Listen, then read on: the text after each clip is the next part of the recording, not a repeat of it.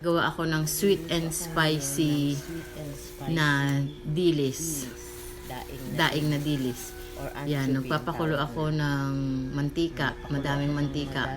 Kasi dapat deep fried siya. Tapos, Yan. i-deep fried ko siya. Kailangan deep fried siya. Saglit lang naman yan ma-deep fried. Kailangan lang lubog sa mantika para malutong na malutong. Ayan. Kailangan lubog sa mantika. Madami yan, mga ilang batch yata. Ito na yung last batch na niluto ko. Pagkatapos niyan, maglalagay ako ng another ingredients. Tatanggalin ko yung mantika. Banana ketchup. Then lalagyan ko ng banana ketchup. Lalagyan ko pa. Mga 3 sandok yan. Estimate na lang. Papa. So, medyo madami-dami itong aking. Kukuluan mo konti, tapos ilalagay mo na yung daing na dilis dyan na niluto mo. Deep fried na dilis na. Kasi malutong na siya. Paghahaluin mo na lang siya dyan. Ayan. Dapat mix mo ng even. Lahat malagyan. Ayan. Halong mabuti. Para lahat may ketchup. Tsaka medyo mamula ng konti. Mamumula siya. Evenly. Ang susunod dyan ay sugar. Brown sugar. Para matamis. Dahil sweet and spicy kasi siya. Then, Tsaka pang-neutralize din sa lasa yan. brown sugar. Light Yan. brown. Ang aking sugar. Kasi sweet and spicy siya. Wala pa yung spicy niyan. Ketchup pa lang yan. O, diba?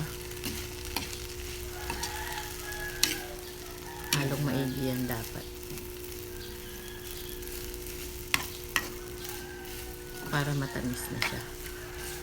Dapat mahinang-mahina lang yung apoy kasi madali siyang masunog. Then, let's add chili powder. Then, yung kwan niya. Actually, nalagyan ko na siya kanina ng chili powder. Kaso, hindi ko na-on yung camera. Kaya, konti na lang nilagay ko dyan. Pero, isang handok na chili powder ang una kong nilagay dyan. Kulang Yan. siya. Halong-halo na siya. Yung nabibili natin na nakaripak. Red na red. Pagkatapos niyan, papatayin mo yung kalan, palalamigin mo ng konti. Pag evenly Yan, palamigin ng konti yan. Pag malamig na, medyo lumamig na siya, wala na rin namang apoy, pwede mong lagyan ulit ng chili powder sa ibabaw. Palamigin. Parang sprinkle lang siya. Palamigin siya. Yan, ganyan. Spread mo muna siya, saka mo iligay yung chili powder ulit. Malamig Konti na, lang. sprinkled ulit with chili powder. Para mas pula siya. Mas exciting kainin. Tapos, lalagyan ulit ng sugar. Dapat white sugar yan para medyo kumikintab-kintab. Then add Yung sugar. ilalagay ko. Kaso wala akong white sugar. Kaya yan na lang. Okay lang yan. Konting sugar lang. Hahalo lang siya dyan. Then mix. O, diba? Sarap na. Tapos, ready to eat na. Ilabas nyo ng Ganun lang. inumin. At may pulutan na tayo. O, yan. Ayan, Pwede na tayong pwede mag-inom. na ang ating Hindi naman. Kahit na hindi walang inumin, pwede yan. Papak. joke lang. Pwede Kaya na. ulam, pwede rin. Ulamin. Masarap siya. Appetizer.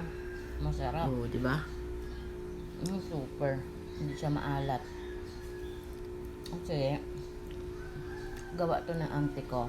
Yun, that's all. Kailan lang na daing. Thank you Days for ago. watching. Kaya the best.